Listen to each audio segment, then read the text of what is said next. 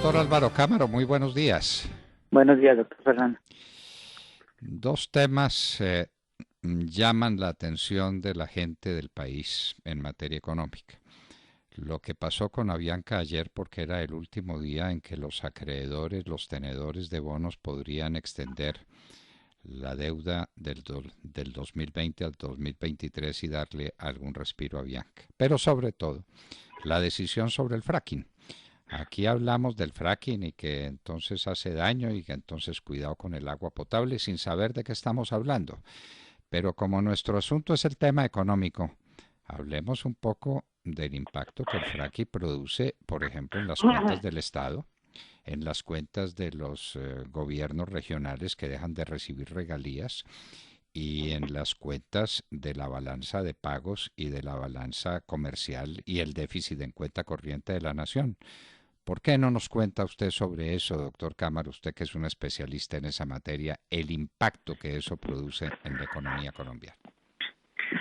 Pues a ver, doctor Fernando, para meternos en la implicación de la decisión, arranquemos por entender el contexto. Colombia es un país que, a pesar de no ser un país petrolero por excelencia, porque sus números no lo son, y ahorita ya hablamos de las cifras, tiene alta dependencia desde el punto de vista fiscal, desde el punto de vista del comercio exterior, del petróleo. Y los números son muy sencillos. Hoy día la nación está recibiendo alrededor de unos 25 billones de pesos anuales, entre regalías, utilidades de Ecopetrol, impuesto de renta. 25 billones de pesos anuales. Si usted tiene en cuenta que el presupuesto para el año 2020 son 271 billones de pesos, de los cuales hay 157 que son ingresos corrientes de la nación, le dan una proporción de la importancia y relevancia que esto tiene. A nivel del gobierno central, naturalmente, para no ir a descuadrar sus cuentas, y a nivel de las regiones, como usted dice, porque muchas de ellas soportan programas sociales y mejora y crecimiento en lo que se conoce como las regalías. Desde el punto de vista del comercio exterior, Colombia el año 2018, para no hablar del 2019, que las exportaciones pues van cayendo, cerró con exportaciones de alrededor de 42 mil millones de dólares. De esos 42 mil millones de dólares, cerca de un 30% son petróleo. Es decir, están asociadas al petróleo, a que exista petróleo, que podamos exportar petróleo y a la cotización naturalmente del commodity en los mercados internacionales. Es decir, cerca de 12 mil millones de dólares vende Colombia y le entran a sus arcas por cuenta de esas exportaciones. ¿En dónde está el cuid del asunto? Que Colombia es un país que hoy día, al cierre del 2018, completó reservas alrededor de 1.958 millones de barriles de petróleo. Y hagamos un tema de contexto. Venezuela tiene 300 mil millones de barriles de petróleo. Arabia Saudita, que es el segundo productor, tiene alrededor de 280 mil millones de barriles de petróleo. Un país como Estados Unidos tiene 35 mil millones de barriles de petróleo de reservas. Un país como China tiene 25 mil. Y en Latinoamérica, después de Venezuela, el que aparece es Brasil con 12 mil millones de barriles de petróleo. Nosotros tenemos 1.900 barriles de petróleo, doctor Fernando, que a la luz de la extracción que hacemos de cerca de 900 mil barriles al día y lo que logramos exportar al año después del consumo que están 316 millones de barriles al año, pues Colombia básicamente logra esas ventas de 12 mil millones que estamos hablando. Entonces, ¿cuál es el punto del fracking? Que si aquí apunta a exploración, donde un proyecto toma cerca de 8 años en ser exitoso para la explotación convencional de hidrocarburos, el tiempo no se logra para lograr reponer ese agotamiento de las reservas que están alcanzando pronosticadas para 6.2 años, pues naturalmente si no buscamos alternativas va a ser muy difícil eliminar ese riesgo que hay de falta de petróleo en Colombia en el futuro. ¿Qué va a implicar? Temas en la parte fiscal, que ya les acababa las cifras, pérdida de 12 mil millones de dólares en 6 años de exportaciones de petróleo, importación de gasolina, con todo lo que eso puede llegar a costar a los diferentes hogares. Y el tema no cabe ahí, porque si usted se va al gas, la situación es aún peor. Por primera vez desde que se tiene registro tenemos menos de 10 años de reservas de gas. 40 millones de colombianos usan el gas.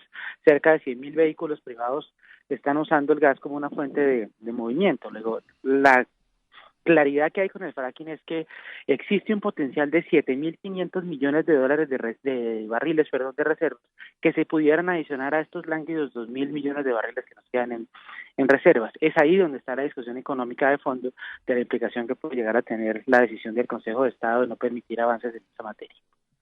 Y esos son los temas que lamentablemente no se tratan porque en Colombia los grandes temas nacionales se tratan es con demagogia y con Twitter baratos y con posiciones pseudoambientalistas cuando ante tragedias como la del río Tibú, eso es una tragedia terrible. El río Tibú lleva una mancha de petróleo aguas abajo pavorosa que dicen que es producto de la perforación de una válvula. Nosotros decimos qué tamaño de válvula, ¿no? ¿Qué tamaño de válvula para ser capaz de producir ese fenómeno?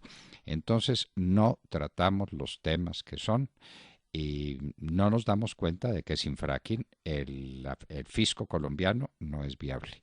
La balanza comercial se vuelve una catástrofe.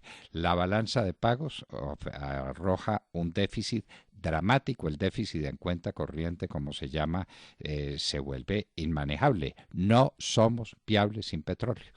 Y es a partir de ahí de donde hay que establecer la discusión sobre el fracking, que no va a ser un desastre ambiental de ninguna manera, como no lo ha sido en los países que lo practican, y cada vez menos porque cada vez hay más desarrollos científicos y técnicos en la materia, doctor Cámaro.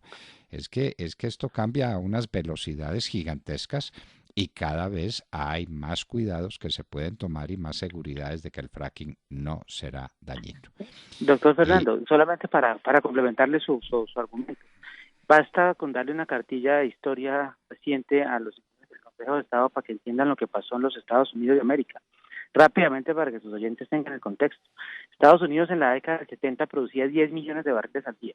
Se le vino la producción a cerca de 5 millones de barriles al inicio del siglo XXI.